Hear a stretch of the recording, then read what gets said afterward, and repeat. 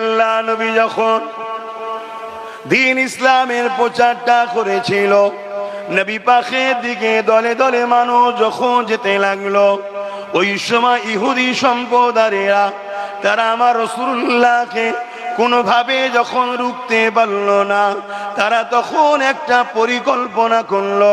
ওই পরিকল্পনা হলো এটা, কিছু ইহুদিকে মুহাম্মদ রাসূলের কাছে পাঠিয়ে দিল। তারা ঈমানের কলেমা পড়ে নিল, তারা মুসলমান দাবি করলো, নবীর সাহাবা দাবি করলো, তারা নবীর অনুসারী দাবি করলো, নবী পাকের পিছনে নামাজ পড়লো, নবী পাকের সাথে হজ করতে গেল, নবী পাকের সাথে জিহাদের ময়দানে গেল, নবী পাকের সাথে দ্বীন ইসলামের শিক্ষা অর্জনের জন্য নবীর মাহফিলে বসতে লাগলো। সবাই মনে করতে লাগলো এরা হলো সাহাবা, এরা হলো মুসলমান, কিন্তু তারা মূলত এসেছিল মুসলমানদের মধ্যে ঝগড়া পাশে লাগাবার জন্যে। তারা এসেছিল মূলত মুসলমানদের মধ্যে দলাদলি লাগাবার জন্যে। তারা সুরাতে সকলে বাহ্যিক মুসলমান দাবি করেছিল, কিন্তু তাদের হৃদয়টা ছিল ইসলাম ও মুসলমানদের ক্ষতি করা। আব্দুল্লাহ ইবনে উবাই নবী পাকের দরবারে বসে কোরআনের শিক্ষা অর্জন করত, আবু বকর সিদ্দিকও বসে অর্জন করত। আল্লাহ নবী যখন নামাজ পড়তেন, আবু বকর সিদ্দিক নবী পাকের পিছনে ইক্তেদা করে নামাজ পড়তেন, আব্দুল্লাহ ইবনে উবাইও নামাজ পড়তেন। আল্লাহ নবী যখন হজে গেলেন, আব্দুল্লাহ ইবনে উবাইও নবীর সাথে হজে গেল, আবু বকর সিদ্দিকও নবীর সাথে হজে গেল। আল্লাহ নবী যখন জিহাদের ময়দানে গেলেন, আবু বকর সিদ্দিক রাসূলুল্লাহর সাথে গেলেন, আব্দুল্লাহ ইবনে উবাইও রাসূলের সাথে গেলেন।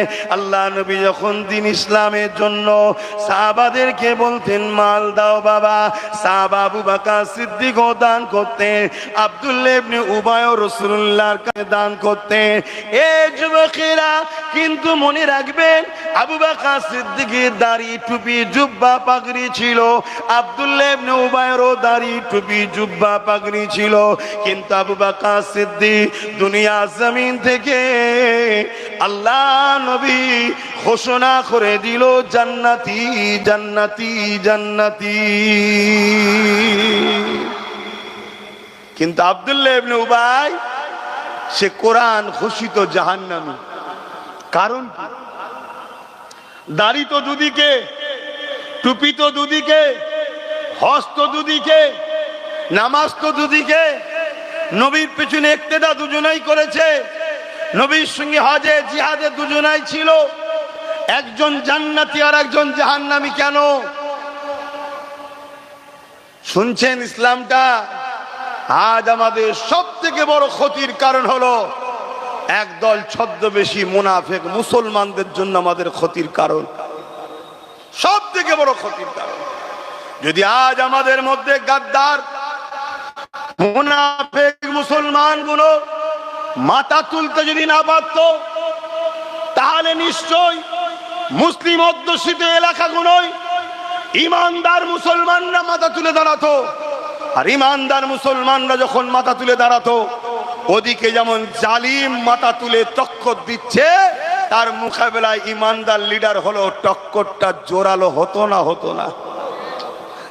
এ কথাও আল্লাহ কোরআনে বলেছে, তোমরা যখন আমাকে আমার হাবিবকে ভুলে গিয়ে অন্য কারো দলদাস হয়ে যাবে, আমি আল্লাহ যাদের তোমরা চাটুকারি করবে, দলদাস হয়ে যাবে, তাদেরকে ক্ষমতায় এনে আমি আল্লাহ তাদের হাতেই তোমাদেরকে মিটিয়ে দেব, তাদের হাতেই তোমাদেরকে লাঞ্ছিত করব। এ না জওয়ানেরা, তরুণেরা, এই আজকে বলে দিয়ে যায়, আমাদের সব থেকে প্রথম কাজ হলো আমাদের মধ্যে গাদ্দার যারা আছে, আমাদের মধ্যে মুনাফিক মুসলমান যারা আছে, এই গুণ এই গুণ থেকে নিজেকে দূরে রাখা, এই গুণের কথাকে বিশ্বাস না করা, এই গুণের কথাতে ডাকে সাড়া না দেওয়া। এ যুবকেরা, তরুণেরা, বাপেরা, যেমন আব্দুল্লাহ ইবনে উবাই তার মুখে দাড়ি ছিল, মাথায় টুপি ছিল, সে নামাজ পড়তো, রোজা রাখতো, নবী পাকের সঙ্গে হজ করেছে, জিহাদে গেছে, কিন্তু কোরআন তাকে জাহান্নামী ঘোষণা দিয়েছে। হযরত আবু বকর সিদ্দিককে যখন জিজ্ঞাসা করা হয়েছিল, ও আবু বকর সিদ্দিক, এর কারণটা কি? আপনি যা করেছেন ও তা করেছে। হযরত আবু বকর সিদ্দিক বলতে লাগলো, ওর নামাজ আছে আমারও আছে, ওর রোজা আছে আমারও আছে, ওর হজ আছে আমারও আছে, ও দান খায়রাত করেছে আমিও করেছি, ও জিহাদে গেছে আমিও গেছি, ওর দাড়ি টুপি জুব্বা পাগড়ি আছে আমারও আছে, এই দিক দিয়ে ওর যা আছে আমারও তাই আছে, কিন্তু আমার অন্তরে একটা জিনিস আছে যেটা ওর মধ্যে নাই। আমার অন্তরে সব কিছুর আগে আল্লাহ ও নবীর প্রেম ভালোবাসা আছে, যেটা ওর মধ্যে নাই। ও হলো মুনাফিক, আমি হলাম মুমিন। এজন্য আল্লাহ আমাকে জান্নাতি ঘোষণা দিয়েছে, ওকে জাহান্নামী ঘোষণা দিয়েছে। এ যুবকেরা, তরুণেরা, বাপেরা, তাই ঈমান আগে আমাদেরকে বাঁচাতে হবে।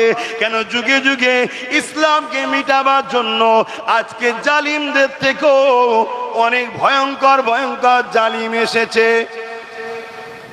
যেমন ফিরাউন এসেছিল, নমরুদ এসেছিল, এজিদ এসেছিল, চিঙ্গিস খান এসেছিল, এইভাবে মুসলিম নামদারি হতভাগা আকবরও ছিল। এরা যুগে যুগে ইসলামকে মুছে দিবার পরিকল্পনা করেছিল, কিন্তু মনে রাখবেন আল্লাহ পাক তাদেরকে মুছে দিয়েছে।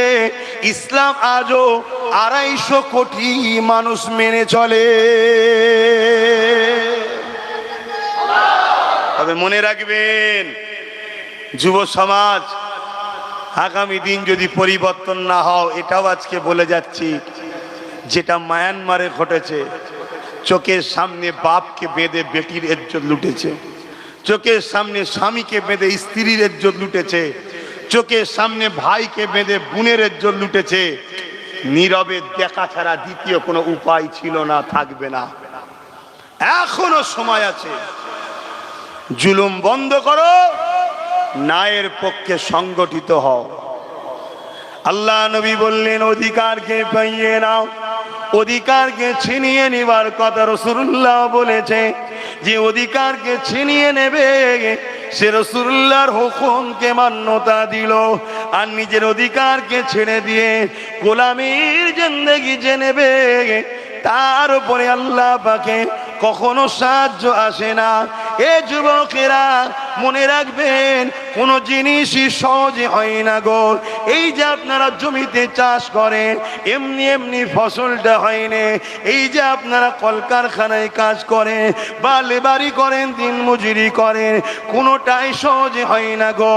তাহলে দুনিয়ার সামান্য পেটের জন্য যদি সহজে না হয়, তাহলে এই দুনিয়ার জুলুমকে বন্ধ করবে, এই দুনিয়ার অত্যাচারকে বন্ধ করবে, এই দুনিয়ার সন্ত্রাসীকে বন্ধ করবে। এটা সহজে হয় না গো। এবং আল্লাহর জান্নাতে যাবেন, এটা সহজে হয় না। আজ আমরা ইসলামকে মসজিদ মাদ্রাসার মধ্যে বেঁধে দিলাম। এটা বেঁধে দিল কারা? একদল মুনাফিক আলেম উলামা দাবিদারেরা। কারণ এদেরকে কোটি কোটি টাকা দেওয়া হয়েছে, যারা সমাজের কাছে শুধু নামাজ, রোজা, দাড়ি, টুপি, এই পর্দা পুশিদা, এই নিয়েই শুধু বছর বছর ওয়াজ করে, কিন্তু একবারও এরা সমাজকে শোনায়নি যে অন্যায়ের বিরুদ্ধে লড়াই করার নাম হলো ইসলাম, ন্যায়কে প্রতিষ্ঠিত করার নাম হলো ইসলাম, এই জমিনকে সন্ত্রাস মুক্ত করার নাম হলো ইসলাম, এই জমিনে খোদার তোর মুখে খাবার দিবার নাম হলো ইসলাম, এই জমিনে অন্যায় অত্যাচারী শাসকের বিরুদ্ধে দাঁড়িয়ে কথা বলা, এটা হলো সব থেকে বড় জিহাদ।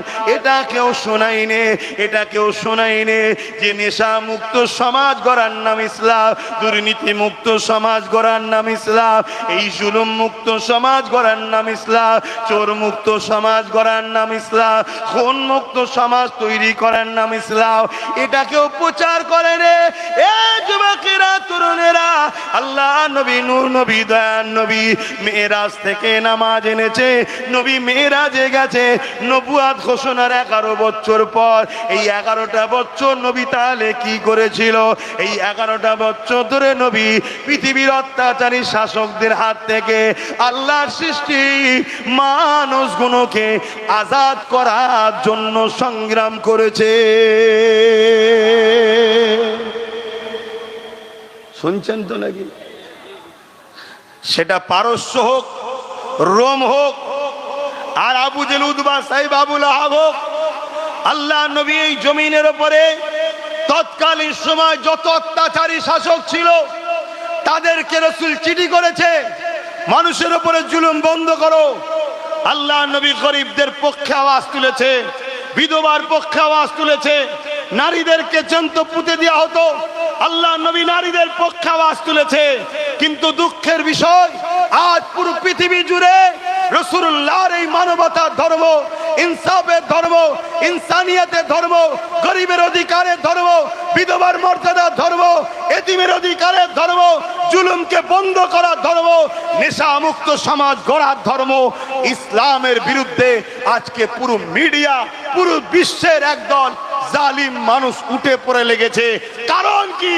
কারণ হলো আমাদের মধ্যে মুনাফিক আলেম উলামা, এদের দোষ। শুনছেন না? শুনুন না। হযরত আব্বা জান ইব্রাহিম আলাইহিস সালাম জালিম নমরুদের বিরোধী করার জন্য, তার অত্যাচার জুলুমের বিরোধী করার জন্য হযরত আব্বা জান ইব্রাহিম আলাইহিস সালামকে নমরুদ বিশাল আগুন তৈরি করেছে। ওই আগুনে নমরুদ ইব্রাহিম নবীকে ফেলে দিবার জন্য চরকি নিয়ে এসেছে, কেননা আগুনের কাছে যেতে পারছে না, তো গরম তাপে সহ্য করতে পারছে না। আমি নিজের চোখে এলাকাটা দেখে এসেছি। নমরুদ এত আগুন তৈরি করেছিল এই বিশাল মাঠের মতো এলাকা নিয়ে। এই যে বিশাল মাঠ দেখছেন, এই বিশাল এলাকা, এত বড় এলাকায় আগুন জ্বলছে, কয়েক মাস ধরে আগুনটা জ্বালিয়েছে, তাই কাছে যেতে পারছে না। অপরাধ কি আব্বা জানেন? হক কথা বলেছে। ওই সময়তে কি করে ফেলবো? চরকি নিয়ে এসেছে দূর থেকে, যাতে করে ঘুরিয়ে ছুঁড়ে ফেলে দেওয়া যায় ইব্রাহিম নবীকে। আমাদের আব্বা জান হয়, বাপের ছেলে আমরা। এ নওজওয়ানেরা, ইব্রাহিম নবীকে যখন চরকিতে তুলে দিয়েছে, আব্বা জান দেখতে লেগেছে বিশাল আগুন দাও দাও করে জ্বলছে, ওই আগুনে ছুঁড়ে ফেলে দেওয়া হবে। ইব্রাহিম নবী এই সময়তে হযরতে জিবরাইল আলাইহিস সালাম চলে আসলেন, এসে বলতে লাগলেন, ইব্রাহিম রে, তোমাকে নমরুদ বিশাল আগুনে ফেলতে লেগেছে, তুমি যদি বলো আমি তোমার পাশে দাঁড়িয়ে এদেরকে খুনি নেস্তেনাবুদ করে দিতে পারি। যুবকেরা, বাপেরা, আব্বা জান ইব্রাহিম সাল্লাম কি বলেছিলেন? এই বিশাল আগুনে দেখে এক চুল পরিমাণ ভয় খায়নি, কারণ ইমানদার আল্লাহ ছাড়া অন্য কাউকে ভয় করে না। এ যুবকেরা, তরুণীরা, বাপেরা, ওই সময় ইব্রাহিম নবী বলেছিলেন, এ হযরত জিবরাইল, আপনি আমি আল্লাহর পক্ষে নমরুদের অন্যায়ের বিরুদ্ধে কথা বলেছি, তার জুলুমের বিরুদ্ধে কথা বলেছি।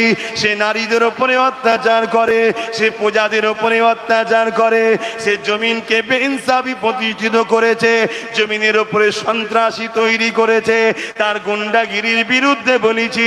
এই জন্যেই আমাকে আগুনে ফেলা হতে লেগেছে। আমার আল্লাহর পক্ষে ডাকার জন্য আমি ইব্রাহিম আগুনে পুড়তে লেগেছি, আমাকে আগুনে ফেলা হবে। এই আগুনে আল্লাহর জন্য পড়া, এটা আমার জন্য বড় খুশির বিষয়। তবে জিবরাইল আমাকে যে আগুনে ফেলা হচ্ছে এটা আমার আল্লাহ দেখতে পাচ্ছেন, তিনি অবশ্যই শাইউন কাদির, তিনি সর্বশক্তিমান, তিনি যদি আমাকে হেফাজত করেন অবশ্যই করতে পারেন, আর যদি না করে আমাকে যদি আগুনে পুড়িয়ে আল্লাহ খুশি হয় যে ইব্রাহিম আমার জন্য কথা বলেছিল, ইব্রাহিমকে আগুনে ফেলে পরীক্ষা নিলাম, ইব্রাহিম আল্লাহর পরীক্ষায় আল্লাহর খুশির জন্য একবার নয় 1000 বার যদি আবার আল্লাহ জিন্দেগি দেয় 1000 বার হক কথা বলবো আল্লাহর জন্য, আল্লাহর খুশির জন্য আগুনে পুড়তে রাজি আছি। আরো জোরে বলুন সুবহান। তাহলে আমরা তো সেই বাপের সন্তান, হক কথা বলার হুকুম আল্লাহর, অন্যায়ের বিরুদ্ধে কথা বলার হুকুম কার? এতিমকে ভালোবাসা, বিধবাকে ভালোবাসা, গরিবকে ভালোবাসা, সে যদি হিন্দু গরিব হয় তারও সাথ দিবার হুকুম কার? জোরে বলুন আল্লাহর। নিজের মাতৃভূমিকে ভালোবাসা নবী সুন্নাত, এই কাজ করতে গিয়ে যদি তোমার আমার উপরে একটু জুলুম হয়, জানতে হবে আল্লাহ পরীক্ষা নিচ্ছে যে আমাকে কতটা ভালোবাসে দেখি। এক কথা শুন, তুমি যদি সত্যি আল্লাহকে ভালোবাসো, সত্যি যদি তুমি নাজাতটা পেতে চাও, তাহলে তোমার মধ্যে এই বৈশিষ্ট্য তো লাগবে, অন্যায়ের বিরোধী করা, ন্যায়ের প্রতিষ্ঠিত করা। এই অন্যায় দুই ধরনের হয়, একটা হলো নিজের ক্ষতি আর একটা হলো ইসলামের ক্ষতি। এ যুবকেরা, তরুণেরা, বাপেরা, ইসলামের ক্ষতি যারা করবে ওই অন্যায়কারী কখনো ঈমান থাকতে পারে না, এবং ওই অন্যায়কারী বিরোধী যে না করবে তারও ঈমান থাকতে পারে না। নিজের যদি কেউ ক্ষতি করে, ধরো নামাজ কাজা করে ফেলেছে, ও নিজের ক্ষতি করেছে, রোজা কাজা করে ফেলেছে, ও নিজের ক্ষতি করেছে, দাড়ি রাখতে পারেনি, ও নিজের ক্ষতি করেছে, টুপি পরতে পারেনি, ও নিজের ক্ষতি করেছে।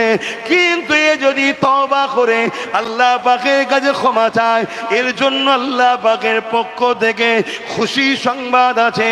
আল্লাহ বলেছেন লা তাখনাতু মির রাহমাতিল্লাহ, আমি আল্লাহ একে মাফ করে দেবো, আমার রহমত থেকে নিরাশ হয়ে যেও না। এ যুবকেরা, তরুণেরা, অপরটা হলো সমাজের ক্ষতি। আজকে সমাজকে যদি তুমি মদে মাতাল বানাও, সমাজকে যদি নেশাগ্রস্ত বানাও, এই নেশাগ্রস্তর জন্য মদের কারণেতে 100টা যদি ক্রাইম হয়, তার জন্য 80টা হলো মদের কারণ। 100টা যদি খুন হয়, 80টা হলো মদের কারণ।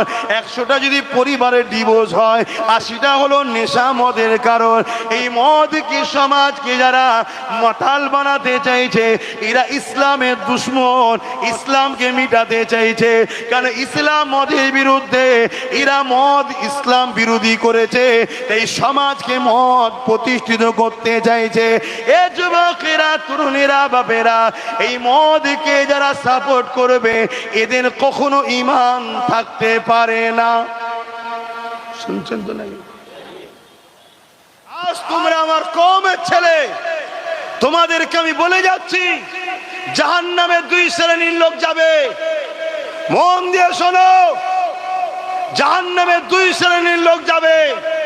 এক শ্রেণীর লোক অন্যায় করার জন্য যাবে, আর এক শ্রেণীর লোক অন্যায়ের বিরোধী না করার জন্য জাহান্নামে যাবে।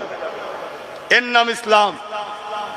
ইসলামের নাম অন্যায় দেখলে হাত দিয়ে রাখো, হাতে যদি ক্ষমতা না থাকে মুখ দিয়ে প্রতিবাদ করো, মুখে যদি ক্ষমতা না থাকে ঘৃণা করে সরে যাও। যদি এই 3টের মধ্যে কোনোটা না থাকে, তুমি হয়তো অন্যায় করুনি, কিন্তু অন্যায় বিরোধী না থাকার জন্য তোমার ঈমান নাই, তোমাকে জাহান্নামে যেতে হবে। এটা রাসূলুল্লাহর হাদিস। এর নাম ইসলাম। আসো আসো, জালিম অত্যাচারী শাসকদের ভাড়াটিয়া মুফতি মৌলানাদের নিয়ে আসো, আমি ডিবেটে বসতে রাজি আছি। বড় কাউ লাগবে না, আমি একাই আসবো। চলো, খুব সাবধান হন। আমার নবী অনেক কষ্ট করে এই সমাজ থেকে জুলুম খতম করেছে, অন্যায় খতম করেছে। বেটিগুলোকে জ্যান্ত পুঁতে দেওয়া হতো, আল্লাহ নবী বেটিদের ইজ্জত দিয়েছে। আর আজকে আমার বাংলায় তিলোত্তমা বোনের কখনো ইনসাফ এখনো হচ্ছে না। হচ্ছে কি? আপনি ভাবতে পারেন ধর্ম জলসায় আপনি অন্য ধর্মের বেটির কথা বলছেন কেন? এটা তোমার ইসলাম হতে পারে যে ধর্ম সবাই বলা যাবে না। আমার রাসূলের ধর্ম হলো কি? অন্য ধর্মের হতে পারে, ও আল্লাহর সৃষ্টি, ও একজন নারী, মায়ের জাত, ওর ভয়েও কথা বলার নাম ইসলাম। জোরে বলুন সুবহানাল্লাহ। তুমি রাজনীতি দেখতে পারো, আমি ধর্ম দেখছি। কথা মাথায় ঢুকছে না? ঢোকে না। অতএব বোঝো আমার যুব সমাজ, যদি হাত দিয়ে প্রতিবাদ তোমরা করতে নাও পারো, মুখ দিয়ে যদি নাও পারো, কমসে কম ঘৃণা করে দূরে সরো। তোমরা ঘৃণাও করছো না, দূরেও সরছো না। যদি মনে করো 200-500তে আমি পেয়ে গেলাম, 1000 পেয়ে গেলাম, মনে রাখবে আল্লাহ তাদেরকেই ক্ষমতাশালী করে তাদের হাতেই তোমাদেরকে মিটাবে। যাদের পক্ষে তোমরা দাঁড়িয়ে যাদেরকে শক্তিশালী করছো, আর যারা তোমাদের ক্ষমতায় এসে ইসলামকে মিটাচ্ছে। কথা ভুল বলছি? তোমার আমার ক্ষমতায় এসে ইসলামকে মিটাচ্ছে। অথচ আমার রাসূল কত কষ্ট করেছিলেন। আল্লাহ নবী জীবনে এমনও দিন গেছে, আল্লাহ নবী পেটে পাথর বেঁধে 3 দিন না খেয়ে কাটিয়েছে। তথাপিও নবী আমার উম্মতিদিগকে দ্বীন ইসলামের আলো যাতে পায়, নবী আমার হক কথা বলে গেছে। এ যুবকেরা, আবু জেহেল আমার নবীর বিরোধী কেন করেছিল? আল্লাহ নবী গরিবদের পক্ষে ছিল, আবু জেহেল আমার নবীর বিরোধী কেন করেছিল? রাসূলুল্লাহ এতিমদের অধিকারের কথা বলেছিল, বিধবার অধিকারের কথা বলেছিল, জুলুম বন্ধ করার কথা বলেছিল, বেইনসাফি করতে নিষেধ করেছিল। এ যুবকেরা, তরুণীরা, বাপেরা, এই জন্যই তো আবু জেহেল আমার নবীর বিরুদ্ধে গিয়েছিল। আজকে নবীর উম্মত দাবি করব, আর আমরা জুলুমের বিরোধী না করে জুলুমের সঙ্গে গা মিলিয়ে চলে সমাজের দুনিয়ায় হয়তো 2 দিন আনন্দ করা যেতে পারে, কিন্তু মনে রাখবেন এই দুনিয়াটাও অন্ধকার হবে, আখিরাতটাও অন্ধকার হবে। দেখো না, তোমাদের আশপাশেই খেয়াল করে দেখো, অনেক এমন মুসলমান আছে রাসূলুল্লাহ দ্বীনের পক্ষে না থেকে নবীর দুশমনদের পক্ষপাতিত্ব করেছিল। 10 বছর 5 বছর করার পরে যাদের পক্ষপাতিত্ব করেছে তারাই এখন তাকে দল থেকে বাদ দিয়েছে। দেখো তোমাদের আশপাশে অনেক পাবে, তার বিরুদ্ধে হয়তো কেস হচ্ছে, সে কাঞ্চার বলছে আমরাই সব করলাম, এখন আমরাই ঘর ছাড়া। শুনছেন না শোনেন না? আব্বাস সিদ্দিকীর ওপরে জুলুম হলে আব্বাস সিদ্দিকীর দুঃখ হবে না তো? কেন? আমরা তো জানি আমাদের ইমাম হোসাইনের ওপরে জুলুম হয়েছে, আমরা তো মেনে নিয়েছি, আমরা হোসাইনি থাকতে রাজি, তাতে জুলুমের পাহাড় আমাদের উপরে হোক, আমরা ইরাদা করে নিয়েছি, আমরা জুলুমের পাহাড় সহ্য করব, হোসাইন হুজুরকে ছাড়বো না। জোরে বলুন সুবহানাল্লাহ। কিন্তু যারা এজিদের সাথে থেকে জুলুম সহ্য করতে পারছে না, এজিদেরই হাতে, তাদের তো বড় দুঃখ হবে নাকি? একটা